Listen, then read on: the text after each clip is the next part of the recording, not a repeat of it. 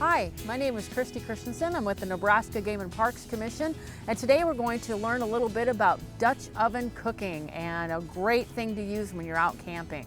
Don't overlook a good garage sale or a thrift store because you'll be amazed at what you can find there. But you may have to do a little bit of work, so for the trouble that might be, you might be better off buying a brand new one. You're going to run into a lot of different brands, from the antique ones to the new ones. One of the old original brands is Lodge. They are also a brand called Tech Sport. Cabela's even makes their own brand.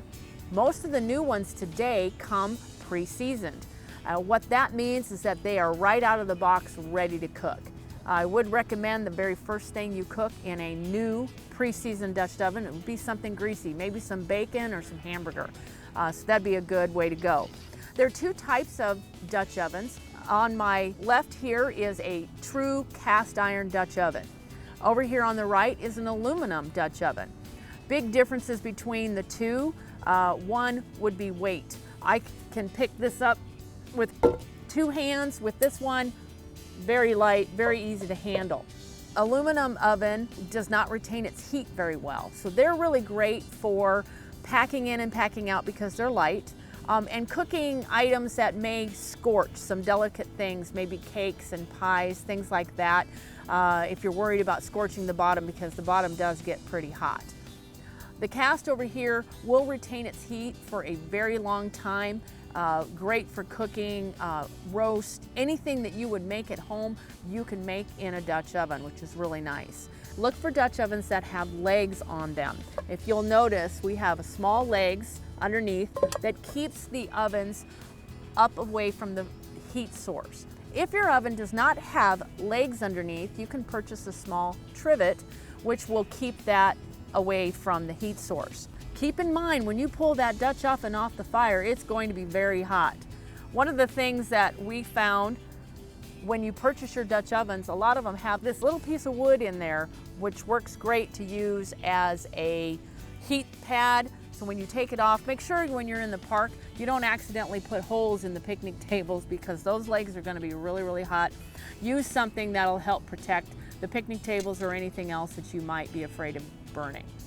When you're making your purchase, look for lids that have a high ridge inside as well. Not all of them are going to have them, but the ones that do make a great skillet, and it's a great thing to make pancakes in the morning over a campfire. This Dutch oven in particular also has heat vents. If you'll notice, there's a small notch here, and there's also another notch here. That'll make a good steam vent when we're making cakes and pies, and you want to get that steam to escape from the oven. As I mentioned earlier about pre-seasoning, what is pre-seasoning and why is it important in cast iron? Cast is a really hard material, and the more you use it, the actual easier it is to care for. One of the things you'll never want to do is use soap in a cast iron. You can use it in the aluminum, fine, but not cast, because the soap will tend to get into the pores and eat away from it, and it's not going to leave a very good flavor. One of the things that you can do when you get a used one that looks rusty or has some pits in it, we're going to have to start over and take it down to its original finish. We can use some salt and take a scrub brush and come in there and use some coarse salt, clean it all out really, really well, rinse it out. Then you're going to want to get it into a heat source.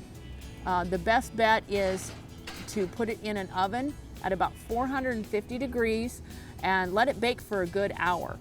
Once you're done and all heated up, then you're going to want to come through and put a good coating. One of the better things to use is just a cheap shortening. Come through and rub that shortening in there so all of that oil absorbs into the Dutch oven, and you're ready to cook. After each time that you cook with it, you're going to want to clean it out afterwards. Usually you want to do it immediately. Anytime that you leave food on it will start to eat that finish away. The more and more you use it, the easier it is to clean. I usually take a plastic scrubby, run it through some hot water, scrub it out really good, and then put it back on my heat source so it dries out, and then coat another finish with the oil.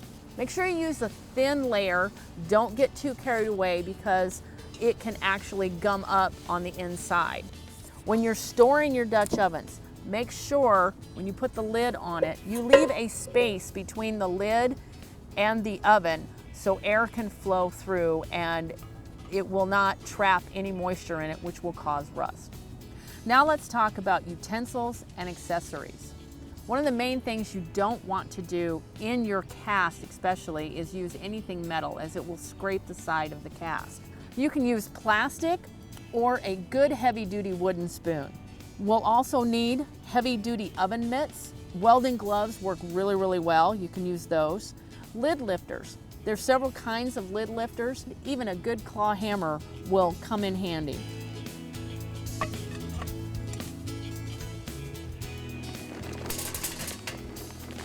Charcoal starters. Put some newspaper underneath, light the newspaper, and it will actually light the charcoal on fire without even having to use any charcoal lighter.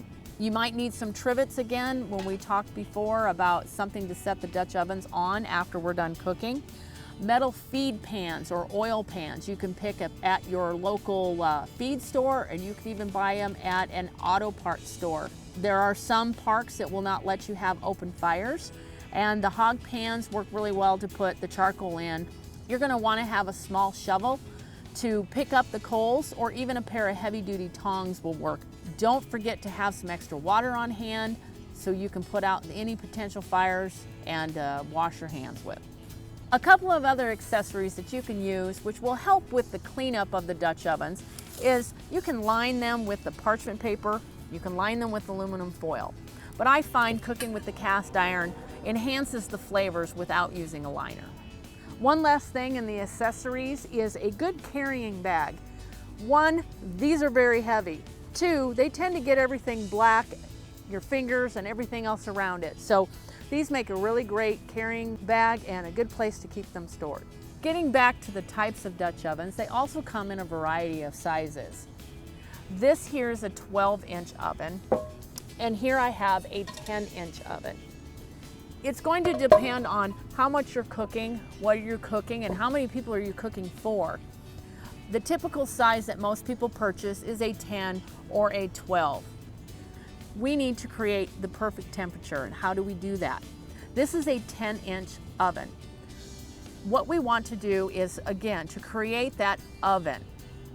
For the 10-inch oven, I'm going to take 8 briquettes on the bottom in a circle, and on the top, I'm going to put 12 on the top.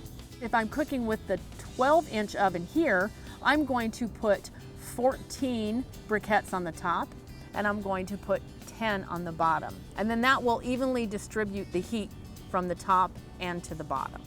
On average, most recipes take about 30 to 40 minutes of cooking time with this method. When purchasing your Dutch oven, many of them include recipe books. Follow the amount recommended on temperature and time for each recipe that you make. As you become more experienced with cooking with the Dutch oven, many times you can use your hand to feel the heat to determine how hot it is. If you place your hand over the top of the Dutch oven and instantly you feel heat, your oven is way too hot. A comfortable temperature is counting to 3 or 4 seconds, and that would be about 350 degrees. Now let's demonstrate a very simple dessert recipe, a blueberry dump cobbler. Our simple cobbler recipe only has 3 ingredients. First, we're going to start out spraying the inside of the Dutch oven with a cooking spray. Next, we'll add the fruit filling to the bottom. We'll sprinkle the cake mix over the top, and then we'll add a can of Sprite, or you can use any of your favorite flavor of pop. This will add moisture to the cake and into the fruit filling. We will add to our 10-inch Dutch oven 8 coals on the bottom. We will add 12 coals on the top. Halfway through the cooking process, we're going to turn the pan on the coals, and we're also going to turn the lid counterclockwise, and that just will evenly distribute the heat throughout the cooking process. And we will have some dessert soon. Dutch oven cooking is not only great on camping, hunting, and fishing trips, but it's something you can easily do in your own backyard, spring, summer, fall, or winter. Take good care of your Dutch ovens. After much use, they can become dark, smooth, shiny, and non-stick. Give it a try and enjoy some great dishes with the long service of Dutch ovens.